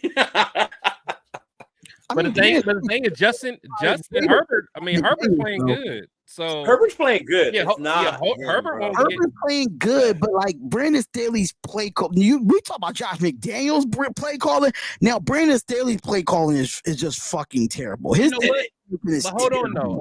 I don't even think have play calling is bad. I don't even think Staley. It's not even as bad. I just think his situational shit, like why are you going for it at this point? Like, why are you going for it when you're at your own 12-yard line? You know what I'm saying? Like, it's like stuff like that for him. But I mean, if you think about it, they got one of the top offenses in the league, man. Yeah, that's what I'm saying. They put a point. But Brandon, he don't call the plays though, because he don't call the plays. But I just think the decision making in situational, situational decisions is hindering him right now. Because he's supposed to be. But what I will tell you, Brandon Staley would have went for that 4th and 4. Shit. I mean, he would have 4th and 12. I'm up in the air about that one. I don't know if he'll go for it, bro. I don't know. Staley? I don't think he will. Oh, hell yeah. Staley don't give a damn. I will go with any other coach in the league. Oh, nah. I will not pick Brandon Staley to say go for it. No, you know why? Because Brandon Staley is the same one decided not to go for the field goal not to go for the field goal and just go for it on 4th down for both of our teams to be in the playoffs that year. And he decided. That's what I'm saying. He's overly aggressive. No, I'm sorry. Nah, honestly, they should have beat us that game. He should have kicked that field goal. We still with that. They should, but they didn't. Yeah, but that's what I'm saying. He's overly aggressive. So that 4th and 4 would have been nothing for him. He'd been like, hold my beer. So he would have been holding my beer if it's 4th and 15. Honestly, I think any other fucking coach would have went for it, but McDaniels that day. And that's crazy because he's an offensive guy. Like if it was a defensive coach, like I said, like the Jets coach or something, I would understand. But not an offensive coach, man. I think the most frustrating part was the feel for it. Like you have to have something in your back pocket that can get you 4. Yes, exactly, bro. 4 fucking yards. There's so many offensive play calls that you could call on a 4th. That's your whole playbook. You know everything. You have everything. No, I was everything. I mean, not everything, but about 75% of your offense. Yeah, at least 75%. It's not like it was long. It's 4 fucking yards. He's got to have those plays in the book. Yeah, you gotta see. That's where it comes into training camp and comes into preseason for situational things like that. You know what I'm saying? So that's where you practice during the week in them situations, especially on like 4th and 4s or 4th and 3s or whatever. Do we really see Brandon Staley getting fired though? I mean, he's on the cusp. He's on the cusp of being fired. But I think he might be out of here if the Chargers don't make the playoffs this year. He's out of here. Oh, bro, they have way too much talent not to fucking be. I mean, if they make the playoffs and they can't get past the wild card or a divisional, I think Brandon Staley's out of there. Oh yeah. It depends on how if they make it and they lose, it depends how they lose. If they blow another fucking lead or choke like they did last year. Well, like they did last year, yeah.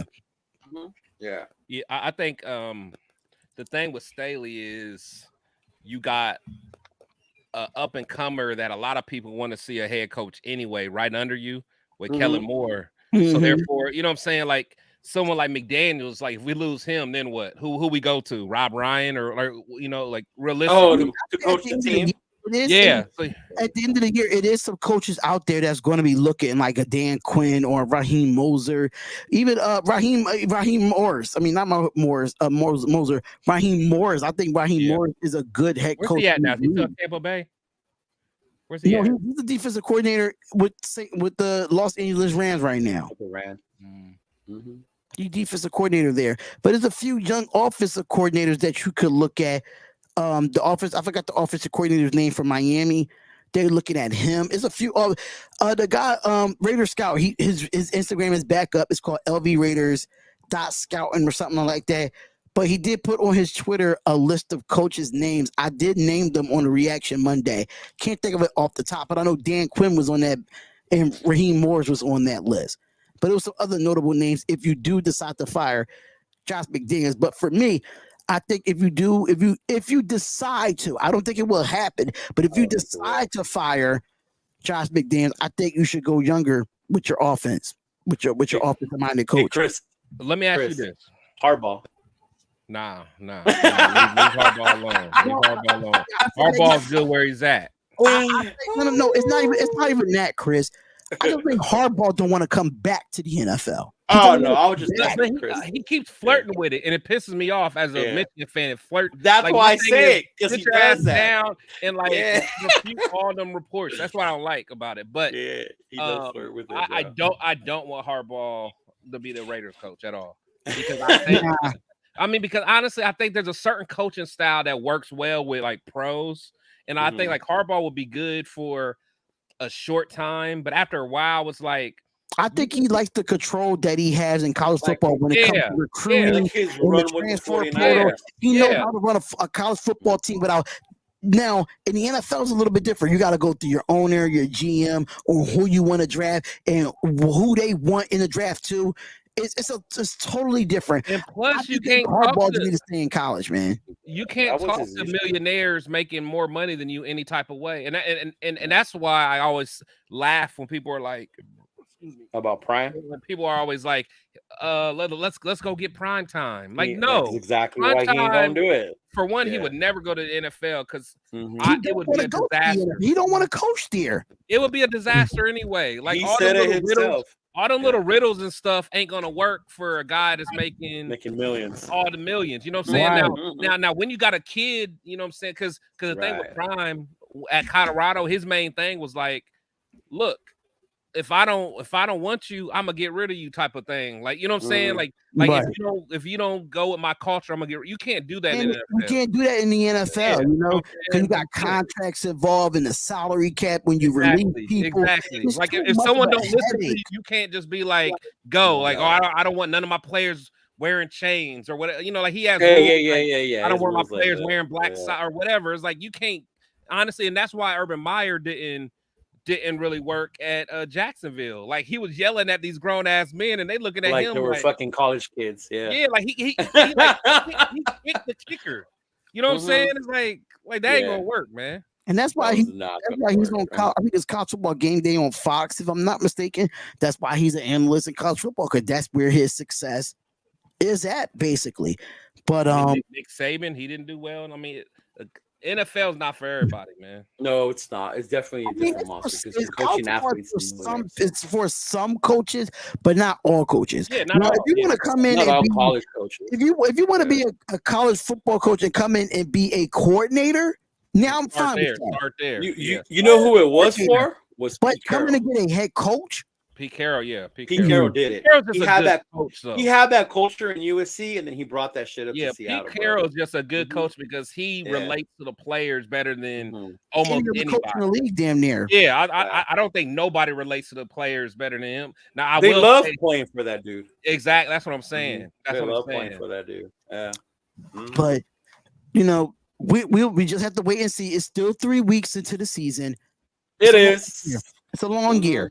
So we might come back to this and look at this and be like, oh shit. Well, you just never know. I'm trying my best to be optimistic, but I'm like I said, I'm worried. I'm like with Chris. I got the ticket, but I'm not on the train yet. Nah, you on the train. Nah, you've been on the train. No. If I was on the train, I thought you was up front. If I was on the train, I would have been playing on the midnight train to Georgia with Gladys Knights in the Pips. Okay. You thought he was riding with Maine in Georgia? Yeah, I would have been playing that. But I'm not on the train. Where you at? Are you on the train already? I told you already. I commented on your thing. I got a token, so I'm patiently waiting. I bought the token. But you're on the train though. Like you got the token. I got the token. I'm just trying to see what time we're leaving. Yeah. Okay, but are you like? So you're leaving? Like you're already there? Or are you gonna wait for the game? No. I'm waiting for the game, of course. Okay. I know what? Not even this game. I still want to see more better from. Like we saw earlier in the season. We predicted 10, 11 wins, whatever. I don't give a fuck if we're 6, 7 wins. But if we fucking compete and they're showing it and we're just missing here and there, I'm cool with that shit. I'm cool with another year of this, you know? But if we get blown out like we did in Buffalo. Now I'm going to say this. This is going to determine when I get on the train. Week 10. Week 10. That's when I'm gonna know way before then. I ain't gonna lie. I'm gonna know way before then. Because what's week 10? Is that Miami? Yeah, that's Miami. That's week 10. I'm definitely riding the train there, buddy. Trading your ticket. Just worry about partying when you go to Miami. Just worry about partying. I don't even want to think about the Raiders going to that game because you got to feel in that high power offense. If they healthy around week 10, bro. I'm watching the replay of Denver Miami right now, Chris. Listen, I don't care. Listen, I want to be drunk at the game because I got a feeling about this game with Miami. I just want to be drunk. Bro. Watch us come out and win that game, bro. Like honestly, I was so drunk at the daggone Saints game last year. I wasn't even mad. I had such a good time. I'm trying to be. I had such a good time. I'm trying to be. I partied, and then after the game, I went out on Bourbon Street and partied some more. Everybody else was all pissed. I'm like, I ain't gonna let these Raiders mess up my damn day. I had a hell of a time. I don't care what nobody say, man. I did, dog. I did. I'm going to wake up with 100 points. No, I am not, man. I'm not going to wake up with 100 points. Absolutely not. Nope. 100 points. We beat the Chargers, and who lost by 2 to the Dolphins. We have a chance in week 10. Hey. We beat the Chargers. I ain't throwing it out there to the universe yet. But you never fucking know. You look at what happens, man. It's all about this run game. If we just for some point get this run game going, it's going to be way different than y'all think, man. Mm-hmm. But it's got to get going, though, bro. Yeah, it's got to get going. Jimmy has to throw 44 times, and it's going to be. Our offensive line got to get better, and the run game got to get better, just overall. So once our offensive line gets the click in, then we see the holes open up for Josh Jacobs, and you see more comfortability from our quarterback as well with the offensive line. So, Josh with that being said, y'all, what? I don't think you could even do that shit in Madden, bro. Okay. Y'all, I think I put up 100. I think I put 100 on somebody before though. In Madden or Tecmo Bowl? Wait. Was it an online game? Yeah, but it was my friend though. It was my friend. It was one of my friends. In fact, it was the Denver fan that came on my show after the game. Oh, okay. Man, I would have quit. I would have quit. I put 100 piece on him. I put 100 piece in a biscuit. Playing when you listen, I would have quit at 50. I ain't let him. I don't think I would ever play again. If you wouldn't have let me, Chris, I would have turned my whole system off. It was like, let's run it. No, I would have forced it. I would have turned my system off. Like, let's keep playing, I would never have played again, dog, if I lost 100. The same for me. I would have been. No, it's that, and also 100-0. Hey, wow. but you also know when you're up by 21 points in the first quarter, that little screen that comes up. Yeah. The friendly. I love getting them with that. It'd be like, it'd be like, it basically said like, you suck, you might not want to play anymore type thing. Yeah. Like, consider not playing no more, whatever it says. Listen, if I don't score no points by like the second quarter and you up like 35-40, I'm quitting. It gives you the option. It gives you the friendly out, right? Yeah, Chris is I don't care. If Chris ever does that to me and he doesn't force I'm not letting you quit. I am unplugging my system. Fuck him. I am unplugging my system. I'm gonna force that shit to happen. Man, I was going for 2-point conversions. I'm like, right, man. No, Chris was probably going for it on like 4th and 21. I had like 7 pick sixes. Like I was just killing. That is just terrible. I would have been. After the third pick, I would have quit. The third pick is enough. I had more interceptions than he had points. That's wild. Sad. That's sad. And I wouldn't let hurry up and get your PS5, dog. That is sad. Oh my god, that is sad. But you need to get your next gen console so we can play, dog. You can't crossplay till you get I'm gonna do you the same way. Oh, we'll find out.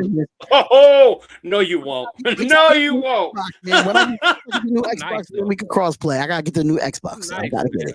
I'm very nice. But the thing is, I only play with the Raiders. That's Me it. too.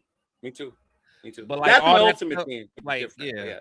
The only time I don't play with the Raiders if I try to career out for the first time, just to see if I do get drafted to the Raiders, just to see if that happens. You know that never happens that way. A lot more. Then when I don't get drafted, I will restart the whole shit. I demand a trade. I demand a trade. Right? I want to get traded. Fuck this place.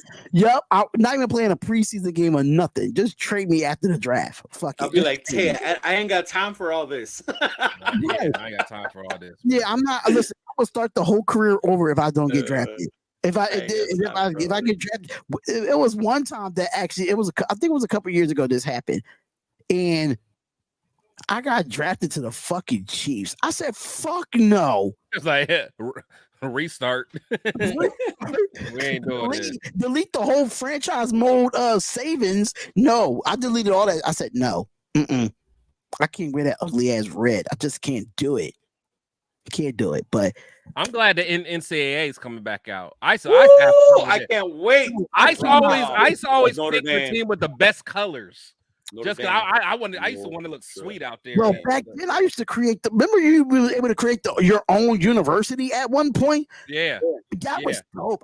I used to have all my friends, my cousins, and all I used to have the whole neighborhood on one team. Like, actually, back then you can make your own team. You was able to you started off in high school, right? Yeah. You start off in high school. And then you went to college you wanted to go. And then you had the recruits that try to recruit you to the schools. That was fun. That was fun. They could even make teams. NCAA. Yeah. They knew what they was doing, man. Like, remember you used to make teams? They had people who would make the Remember the Titans teams and shit like that. Yeah. And you download those. Create your own university. Yeah, that was hard. That shit was wild. Man, that was fun, man. That was fun. You know what though? I still might listen. I might have to go to my uncle's house. I think he has the old Xbox. I might have to go get NCAA 14. I might have to just go get it just to fucking play it. Fuck that. I might have to just do it. That one had old boy from Michigan on the cover. Yeah. What's his name? Quarterback. What was his name? 2014, Chris. What's his name for the quarterback you guys had? Yeah. Oh. That was Denard Robinson. Shoelace. Come on, boy, man. Yeah. Ja Rader's a Lakers fan, y'all. Just to let y'all know, Ja Rader's a Lakers fan. Chris, you ready? I mean, not Chris.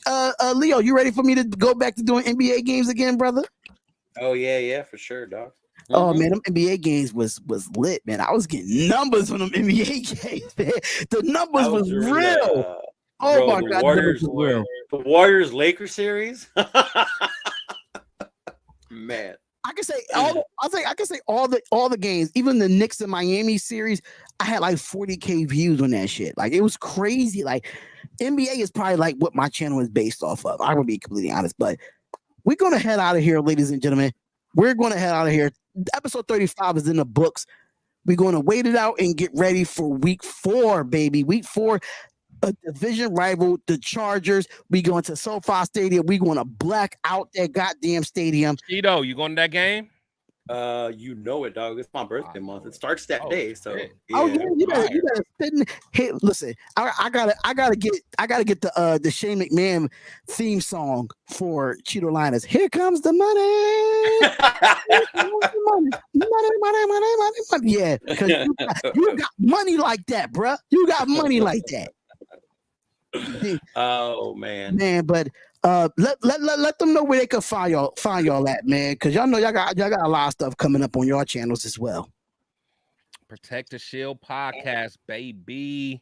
Y'all know where to find me on all platforms, man. You know, I'm trying to get my Twitter up. You know, holler at me on there. A lot of you guys do, man. So I appreciate seeing. Did you start tweeting for friendly? Real? Huh? You started tweeting for real? Yeah. I've been tweeting a little bit. You know, I'm tweeting. A little bit. You know, I'm trying to shy away from Facebook, man. I don't mean to cut y'all off, but my Philadelphia Phillies just made the wild card on a walk-off in the 9th inning. Let's go. Let's go, Phillies. Yeah. I'm sorry. It's about time y'all gotta get that out, man. It's about time y'all join the playoffs. Dodgers over here waiting like, hey, man, when the playoffs start. Last year, what you mean? You know, just in the World Series last year off the wild card. We'll see. Yeah, how about them Dodgers try to make it to the World Series, unlike us? I mean, we've been there. You've been there, but you lost. Talk that talk. Yeah, but when the last time the Dodgers been in a World Series? 2020, we won. Please. That's 3 years ago. What have you done for me lately? What have you done for me lately? We won it. You lost it. What have you done? We've been there. But you lost it. There. But you lost. You had the best roster in baseball and you couldn't get there. You lost. Doesn't matter. We can't listen. My feelings is overachieving every year. We're the first thing you said was, "What have you done for me lately?" Yeah, but what have you done for me lately? Meaning that the Dodgers have not been there in 3 years. 3 years. Yeah, y'all won it 3 years ago, but y'all have not been there in 3 years, and y'all still have the best roster in baseball. When was the last time the Phillies won it? It doesn't matter. We've been there, and we've been there, and we didn't get swept. It came down to a game 6. We was competing. When the Dodgers don't compete, the Dodgers look pitiful. I'm just saying. Look at Randy coming in in the fourth quarter. Randy, my boy. Randy, you'd have missed all the goods, man. You missed all the goods, broke man. down tape and everything, man. Hey, Carolinas, I hope we see y'all in the World Series. I just really hope we see y'all there. You can't see us in the World Series. We're the same league. We see y'all some way, somehow. Somehow. I don't even watch baseball. Last time I watched baseball was back when Darryl Strawberry played. That's with the Mets or with the Dodgers? I like both, man. The Mets, that was a young Darryl. That was young Darryl. But I like the Dodgers too. The Mets is abysmal now. The Mets is they are bad of a franchise at this point. I couldn't even tell you one play. I probably can't name 5 baseball players. I really can't. Like I love that whole like I said, like that Daryl Strawberry days. You know, me being in Ohio, I used to like Barry Larkin, the Reds. Oh, from the Reds, the big red machine with Eric Davis. Yeah, that shows how long it's been. Like, that was I like Oakland. I liked Ricky and Jose and Mark. You know, and Mark McGuire. Yeah, I like that. That was my era of baseball. But Ricky Henderson back in the 80s. Yeah. But Lions, let them know where they can find you at, man.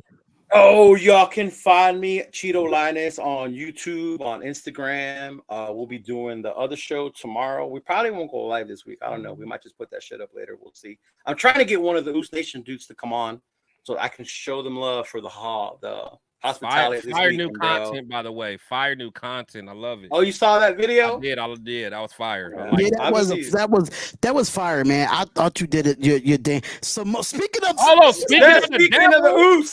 Speaking of the Oos, what is good, Samoan Raider? What is going on, my guy? Up, bro. And we're gonna do it again this weekend with them, bro. They're having another party on Saturday, the night before the game. I'm trying to get Samoan Raider on my show too, man. I slid on him a long time ago. I gotta say to you this, bro. I watched your video. I watched your recap, and I felt how you felt, bro. I felt how you. I felt how you felt. I felt the brokenness in your heart, bro. I felt it. I felt it.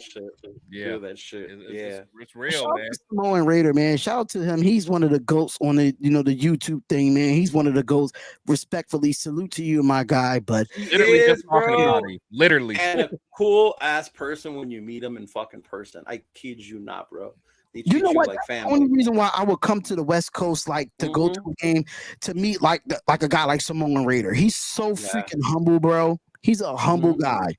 I was only able to get Mr. Fitz on the show. He was mad cool, man. Real. I told him about that when we were kicking it at the lounge on Friday. About like, that was my dude. Show. Yeah, he's a dude. He's a cool ass dude too, bro. Absolutely, man. But make sure y'all follow us on here, NBR Pod, on Twitter and in Instagram, Facebook, anywhere you want to find us on social media. It's Nothing But Raider Podcast.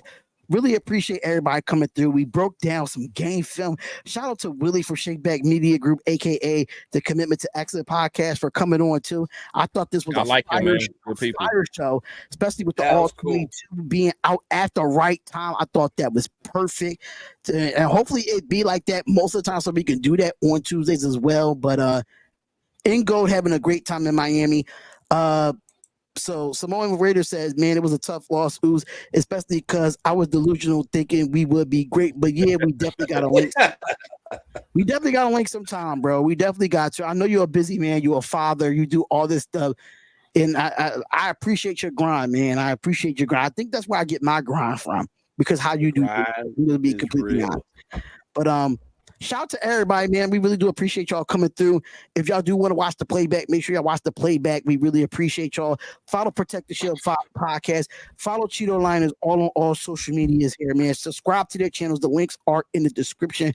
We are out of here. Comment, like, and subscribe. Same time, same place is Nothing But Raider Podcast. I might do the Thursday night football game on this channel. I'm not too sure yet, because I got some other endeavors that hopefully they come through. If they don't, I'll do Thursday night football. But we out of here, y'all, and we'll see y'all next week. Same time, same place. It's the Raiders, baby. Raiders. Black Sunday on Sunday, baby. Don't forget that shit. We're going to black out that place. Facts. We out here. This episode of Nothing But Raiders Podcast is sponsored by SeatGeek. SeatGeek is the #1 platform to browse, discover, and experience the best events in town, and all in the palm of your hand. From heart-pounding concerts that can make you dance to nail-biting sports games that can keep you on the edge of your seat, SeatGeek has it all. From exclusive deals and personalized recommendations tailored just for you. Use our promo code SRT and get $20 off your first purchase. So join the movement. SeatGeek. Get up, get out, and get tickets.